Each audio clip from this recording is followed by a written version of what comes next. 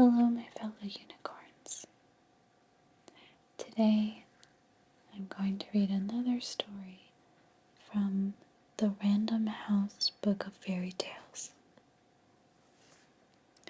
Tonight's story is fun.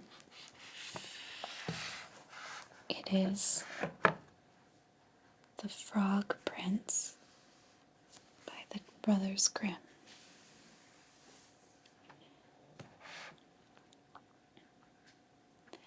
In olden times, when wishing was still of some use, there lived a king whose daughters were all beautiful.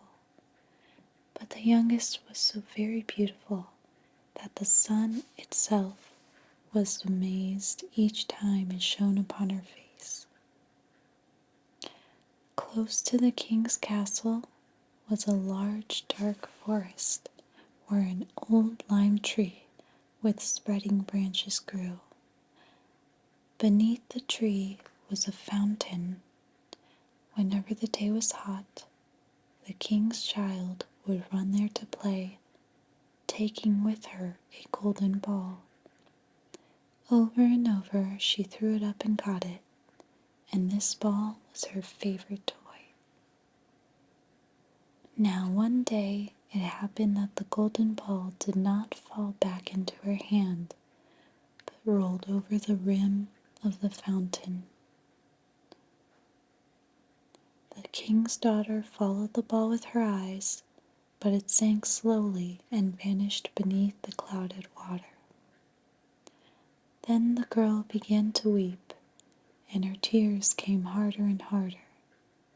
She thought she was all alone, but suddenly she heard a voice. "Why are you weeping, king's daughter? Your tears would melt even a stone to pity." She looked around and saw a frog stretching his thick, ugly head from the water. "Ah, water paddler, so it was you that spoke," she said. "I am weeping for my golden ball, which has slipped away from me into the fountain."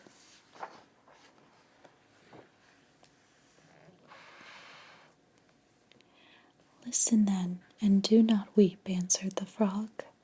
"I will fetch your plaything up again, but you must give me something in return." "What will you have, dear frog?" she said. "Perhaps my pearls and jewels? Or do you want my golden crown?" "I care nothing for wealth," the frog answered, "but if you will love me and let me be your companion, and sit at your table, and eat from your plate, and sleep in your little bed. If you will promise me all these things, then I will dive down into the water after your golden ball."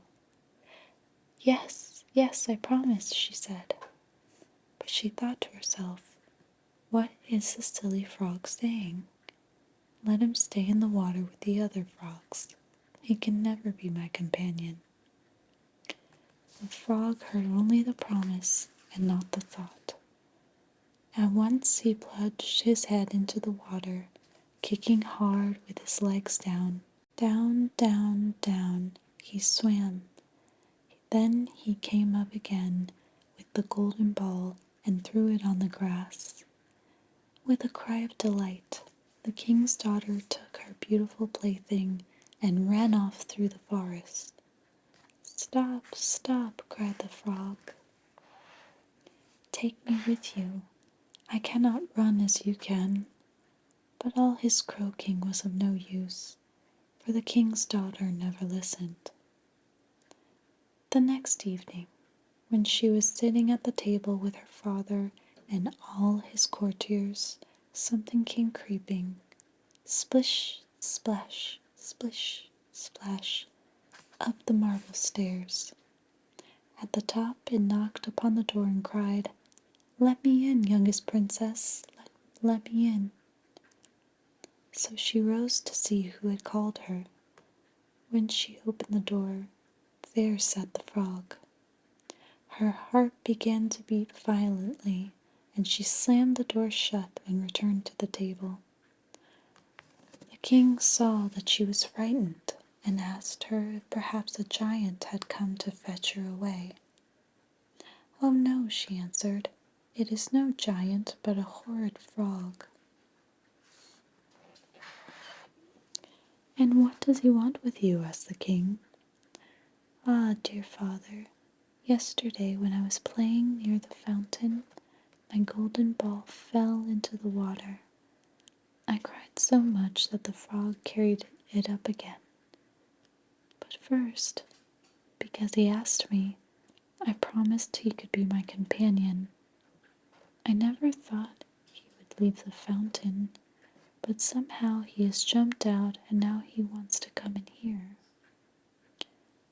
Then the king said, "What you have promised you must fulfill. Go at once and let him in."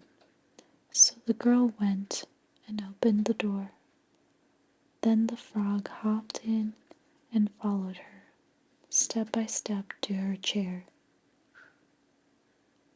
"Lift me up," he croaked. "I am not so large as you are." She delayed and delayed until the king commanded her to do it. Once the frog was on the chair, he wanted to be on the table. And once he was on the table, he wanted to eat from her golden plate. "Push it close to me," he said, "so that we might share the food between us."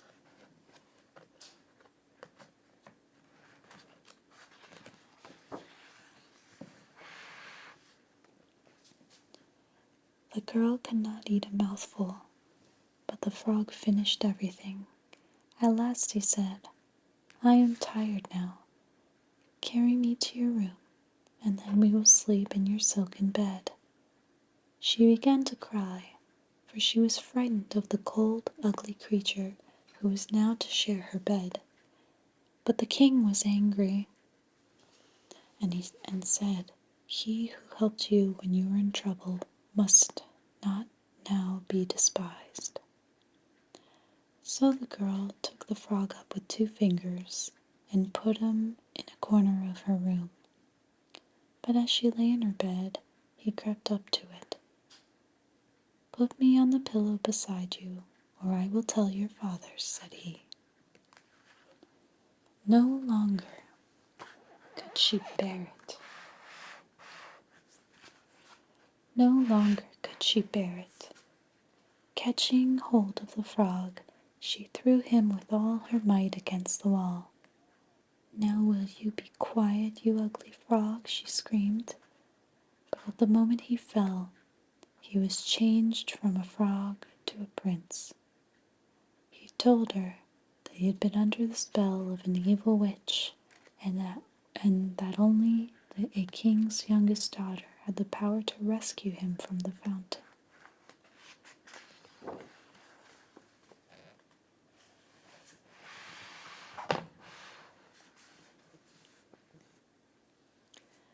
Her father said he must be her companion. Now that he was a prince, she wanted to marry him, and he could hardly refuse. They were soon betrothed, and the next morning when the sun rose, a carriage drawn by 8 white horses came up to the palace. Behind it stood faithful Henry, the servant of the prince. When his master was changed into a frog, faithful Henry had grieved so hard that he had bound 3 iron bands around his heart for fear that it would break. But now the prince was saved, and they were to return to his own kingdom. Faithful Henry helped the bride and bridegroom into the carriage and sat down on the seat behind. They had not gone far when the prince heard a crack as if something had broken. "Henry, the carriage is breaking," said he. "No, master, it is not the carriage, but a band around my heart which was put there to keep it from breaking when you were bewitched." Twice again along the journey there was the same cracking sound, and each time the prince thought some part of the carriage had given way. But it was only the breaking of the last bonds around faithful Henry's heart. Now that the prince was set free, his servant had no more need of them.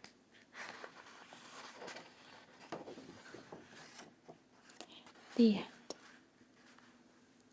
So,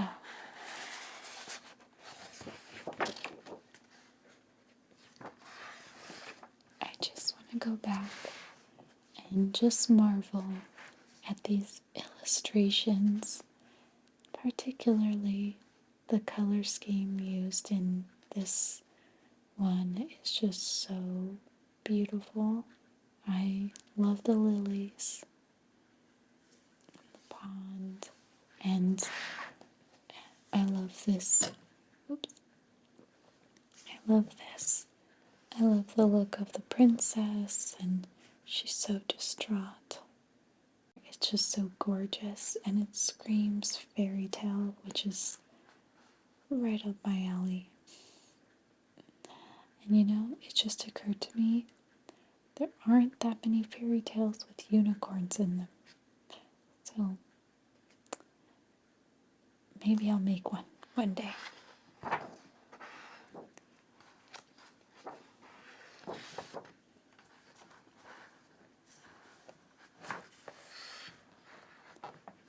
I also love this. The princess looks like she's completely grossed out by the frog. She's not happy. She's not happy. And then over here, it's like she's not having it at all. It's funny because she seems pretty bratty until she finds out that he's a prince. Then she just wants to get married, which is crazy. It's a complete 180. But I guess that's how marriages were done back in the day. You know, you meet someone and then,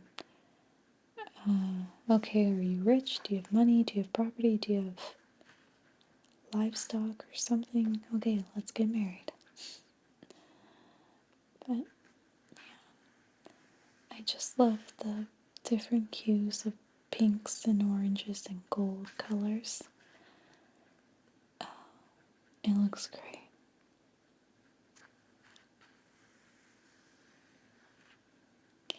Anyway,